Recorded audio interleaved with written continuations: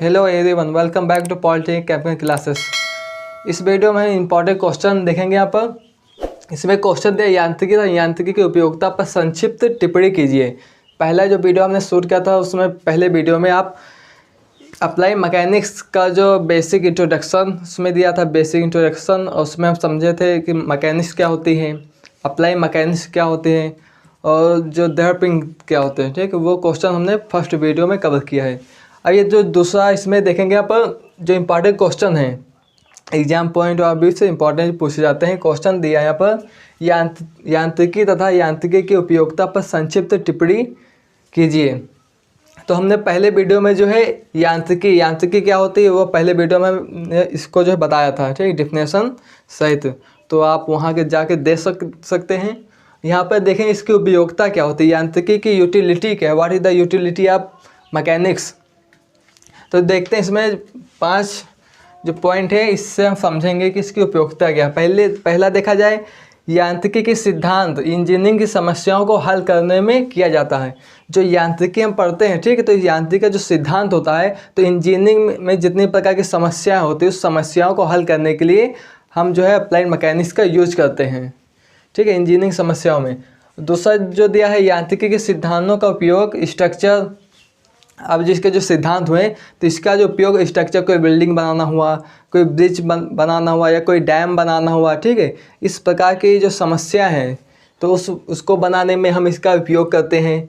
ठीक है, structure, strength, अब कोई बिल्डिंग बनी है और बिल्डिंग पर जो कितना जो लोड है, तो लोड कितना बिल्डिंग में दिया है, उसमें अननोन फोर्सेस कितने लग रहे हैं, इस प्रकार की जितनी समस्या हैं तो उस समस्याओं का जो है अध्ययन हम यहाँ मैकेनिक्स के अंतर्गत करते हैं। तथा सामर्थ्य और मशीन डिजाइन, कोई सामर्थ्य के पता लगाना है, कोई बिल्डिंग है या कोई डैम बनना है तो डैम की सामर्थ्य कितनी है, तो उसका जो पता कहाँ पे, अप्लाइड मैकेनिक्स से। सामर्थ्य और मशीन डिजाइन, कोई मशीन होगी, मशीन डिजाइन करना होगा, ठीक है, किसी प्रकार की मशीन हो सकती है, उसकी डिजाइनिंग में मैकेनिक्स का उपयोग किया जाता है। ठीक है, तो यहाँ क्वेश्चन है, यांत्रिकी के सिद्धांतों का उपयोग स्ट्रक्चर या ढांचा की स्ट्रेंथ, सामर्थ्य तथा मशीन डिजाइन में किया जाता है। ये दूसरा पॉइंट था। तीसरा पॉइंट देखा जाए, तीसरा पॉइंट दिया है, कैंची, फ्रेम तथा मशीनों अंग या मशीन्स पार्ट्स में उत्पन्न अज्ञात बलों, अननोन फोर्सेस को ज्ञात करने में किया जाता है। अब यह दिया कैंची, ये कैंची जो टावर देखा होगा ना, जो टावर लगे होते हैं वो कैंची टाइप के टावर होते हैं ना, वो कैंची की बात हो रही है यहाँ पर, ठीक है, वो कैंची है। तो उस कैंची किस प्रकार से डिजाइन करना है, किस प्रकार से बनाना है, ठीक है, तो उसका जो है अब मैकेनिक जो अप्लाई मैकेनिक्स को जो पढ़ के उसका यहाँ पर यूज करते हैं। दूसरा फ्रेम, कोई फ्रेम किसी प्रकार का बनाना हो गया। मशीनों अंग, ठीक है, जो मशीनिंग पार्ट्स हैं, कोई मशीन हो उसका पार्ट्स बनाना है, कोई भी पार्ट्स हो सकते हैं, तो उसमें जो अज्ञात बल, अननोन फोर्सेस काम कर रहे हैं। यहाँ पर कोई हम मशीन पार्ट्स बना रहे हैं तो पार्ट बनाने के लिए हमें एक बल की आवश्यकता होगी, उस बल की आवश्यकता से हम कोई मशीन के जो पुर्जे उसको न्यू डिजाइन दे सकते हैं, उसको हम स्ट्रक्चर से बना सकते हैं। तो ज्ञात करने के लिए जो है हम किसका, अप्लाइड मैकेनिक्स का यूज करते हैं। और जो अगला जो दिया है यहाँ पर 4 नंबर, वायुयान पर लगने वाले बलों का अध्ययन करने में, कोई वायुयान या एयरक्राफ्ट, ठीक है, एयरक्राफ्ट हुआ तो एयरक्राफ्ट, जो कोई एयरक्राफ्ट उड़ रहा है तो उसमें कौन कौन से फोर्स लग रहे हैं, कितने फोर्स लग रहे हैं, उस प्रकार के जितने बल होते तो उस बल का अध्ययन करने के लिए अप्लाइड मैकेनिक्स के अंतर्गत उन बलों का जो है अध्ययन किया जाता है। ठीक है, और 5वां पॉइंट दिया, देहपिंड में रिजिड बॉडी पर लगने वाले बाह्य बलों के अध्ययन में इसका प्रयोग किया जाता है। देहपिंड देखा जाए मतलब क्या होता है, वह पिंड जो पूर्णतः जो है दृढ़ हो, मतलब कोई बाह्य बल लगाने पर कि उसके आंतरिक अणुओं में किसी प्रकार के जो है रिलेटिव मोशन उत्पन्न ना हो, से ये मार्कर है। ठीक है, अब ये मार्कर है, मतलब पूर्णतः दृढ़ हम नहीं कह सकते क्योंकि इस पर हमने बाह्य बल अप्लाई किया, अप्लाई करने पर जो है ये, अब ये जो है इसके रिलेटिव मोशन में, इसके जो पार्टिकल्स हैं इस पार्टिकल में जो मोशन नहीं हो रहा, ठीक है, मोशन नहीं होता, तो इससे जो हम दृढ़ वस्तु कह सकते हैं। ठीक है, तो ये दिया है, देहपिंड पर लगने वाले बाह्य बलों इस पर जो बाह्य बल लग रहा हो, बाह्य बलों का अध्ययन करने में, उसका जो है हम अध्ययन किस प्रकार करते हैं, तो अध्ययन करने में भी अप्लाइड मैकेनिक्स का यूज किया जाता है। और बहुत सारी समस्याएं हैं, जैसे कोई इंडस्ट्री में गया, वहाँ पर इंडस्ट्री में जाने पर कोई मोटर्स कार बनाना हुआ, बाइसिकल बनाना हुआ, anything you have to create, ठीक है। तो उस प्रकार की समस्या में जो हमें मैकेनिक्स का उपयोग कर सकते हैं पर, ठीक है। तो अब ये जो है मैकेनिक्स का उपयोगिता पर क्वेश्चन हो गया, ठीक है। अब जो अगला क्वेश्चन इसमें देखेंगे, अगला जो क्वेश्चन होगा कि रिजिड बॉडी क्या है, रिजिड बॉडी क्या है और प्रत्यास्थ वस्तुओं क्या है यहाँ पर, ठीक है। तो उस क्वेश्चन हम अभी इसके आगे देख रहे हैं क्या है, ठीक है। अब दूसरा क्वेश्चन जो दिया है, what is the difference of rigid body and elastic body. ये क्वेश्चन है दृढ़ तथा प्रत्यास्थ पिंड में अंतर बताइए।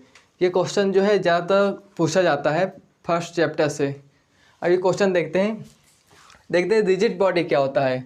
तब रिजिड बॉडी मीन्स दृढ़ पिंड। जब मतलब ये देखा जाए, जब किसी पिंड पर कोई बाह्य बल या विरूपक बल लगाने पर, ठीक है, उसके अणुओं के बीच की दूरी में कोई परिवर्तन नहीं होता है, तो उसे जो है हम रिजिड बॉडी कहते हैं। एक क्वेश्चन पढ़ते हैं, जो आंसर जो इसका दिया है, जब किसी पिंड पर किसी भी परिमाण का विरूपक बल लगाने पर, कोई भी पिंड है उस पर किसी भी परिमाण का कोई विरूपक बल लगाने पर उसके अणुओं के बीच की दूरी नहीं बदलती है, उसके अणुओं के बीच की दूरी नहीं बदलती है, अर्थात उसमें कोई विरूपक या विकृति नहीं होती है, उसे जो है परफेक्टली रिजिड बॉडी कहते हैं।